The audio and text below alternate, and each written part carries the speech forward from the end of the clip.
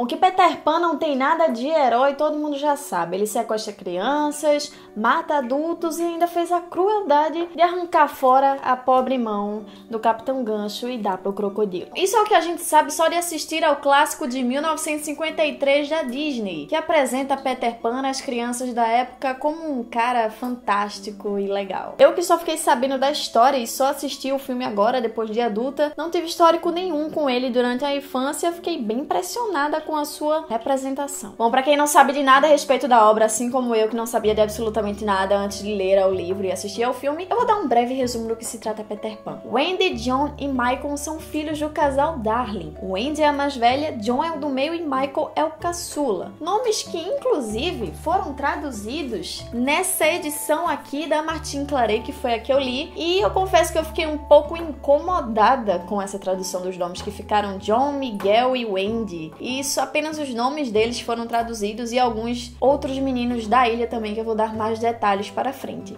Mas aí depois eu fui assistir ao filme e percebi que eles também estavam traduzidos no filme, então eu acho que meu incômodo passou um pouco. Bom, essa família maravilhosa com 3 filhos foi a escolhida por Peter Pan porque as crianças ali acreditavam na existência dele.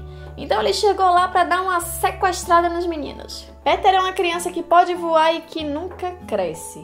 Ele vive na Terra do Nunca, que é para onde ele leva também os meninos que ele sequestra de vez em quando, que consequentemente também nunca crescem porque a ilha que ele vive, né, a Terra do Nunca, tem algum poderzinho especial ali que deixa os meninos pequenininhos. E os únicos adultos que vivem nessa ilha são os piratas, que vivem sob o comando do Capitão Hook, ou Capitão Gancho, né?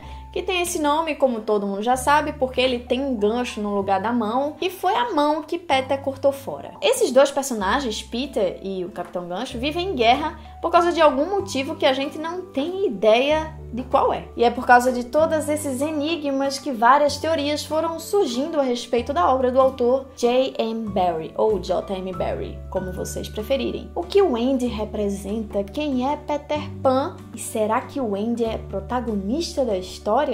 Bom, tudo isso você vai saber depois da vinheta.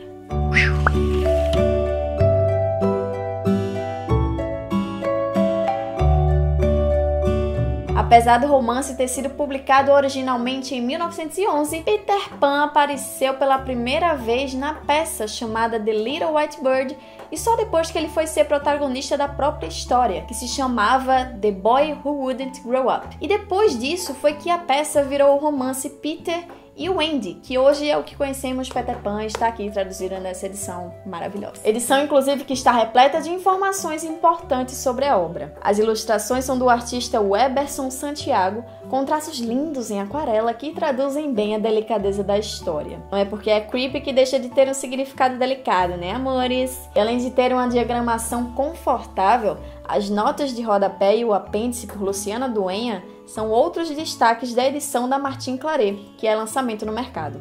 Para completar, ela ainda tem um viés didático, que acompanha avaliações e exercícios sobre a obra nas últimas páginas. Bom, mas vamos ao que interessa, que são as teorias acerca dessa obra maravilhosa. A primeira delas, e a mais famosa, eu diria que até conhecida como oficial, que tem aqui nas notas de rodapé dessa edição, é a de que o autor teria se inspirado no irmão mais velho, que morreu aos 13 anos. Então, Peter ainda era uma criança e a imagem que ele conservou do irmão era a imagem que ele tinha do irmão aos 13 anos, né? Então, assim, para ele, o irmão dele nunca cresceu. Até porque, né, morreu, né, amores? Bom, já o nome do personagem teria sido inspirado em um dos filhos do casal do autor. A família Lily Davis era muito querida de J.M. Barrie. Essa história parece simples, mas está cheia de simbolismos e significados ocultos. Eu confesso que ao assistir o filme sendo adulta, né, de não ter tido um histórico nenhum enquanto eu era criança, danificou um pouco a imagem que eu tinha do filme, do personagem, enfim, essas coisas. Então eu cheguei à conclusão de que, por mais que o filme pareça inofensivo, ele traz alguns aspectos irresponsáveis de Peter, que não seriam notados por nenhuma criança, claro. Rir da quase morte do Capitão Gancho quando ele está praticamente sendo devorado por um crocodilo é um desses exemplos. Sequestrar crianças, fazer só o que quer, na hora que quer, e ser muito autoritário com os meninos da ilha e com o Wendy também. Bom, mas tudo isso pode ser explicado com o fato de que Peter é simplesmente a personificação da infância. Então, qual criança é responsável, né, gente? Já a Terra do Nunca seria a representação da nossa imaginação enquanto éramos crianças. Afinal, qual criança não brincava que tinha os vilões e tinha os heróis e ia lá brincar de matar o coleguinha, né, amores? Ou então quando brincávamos de o quê? De arrancar as cabeças dos bonecos e das bonecas pra dar aquela dramatização na história. Bom, claro que em toda brincadeira tinha o líder, tinha o vilão e tinha aqueles ciumentos que nunca queriam ficar pra trás e sempre faziam alguma besteirinha por ali. Mas vamos mudar de assunto e vamos falar de Wendy, que para mim e para muitas outras pessoas é a principal personagem desse livro. Bom, a maioria de vocês já devem saber que Wendy é a menina mãe de Peter Pan e dos meninos da ilha. Bom, segundo mais uma teoria, o autor teria se inspirado na mãe dele, Margaret, para criar a personagem, que precisou abandonar a infância quando ficou órfã e assumiu o papel de mãe do irmão caçula. Para vocês verem como tudo tem significado nesse livro. Uma curiosidade a respeito da personagem vem da sua imagem em relação ao feminismo.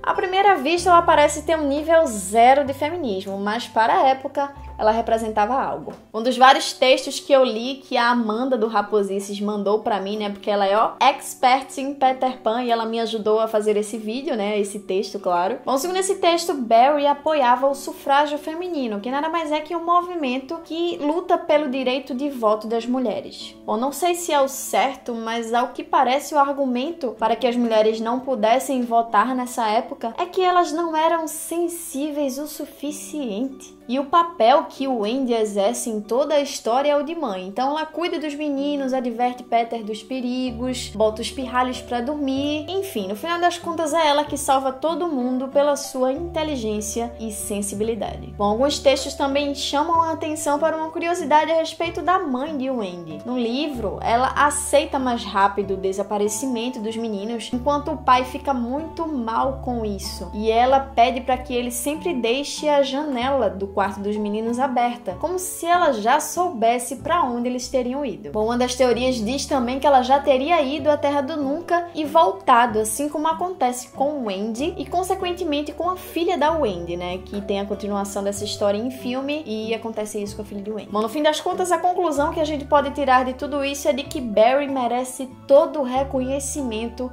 por ter criado uma história tão simbólica e enigmática. Peter Pan acaba não sendo o herói, mas também não é vilão e representa bastante coisa para o criador da obra. Já Wendy tem um papel coadjuvante que na verdade é a heroína da parada toda. Enfim, leia o livro, assista o filme, escolha uma teoria para acreditar ou invente a sua própria. Porque afinal, histórias estão aí para serem interpretadas de várias formas, né, amores? Se você gostou desse vídeo, não esquece de curtir aqui embaixo para me ajudar na divulgação, que vocês estão curtindo pouco os vídeos aqui, viu?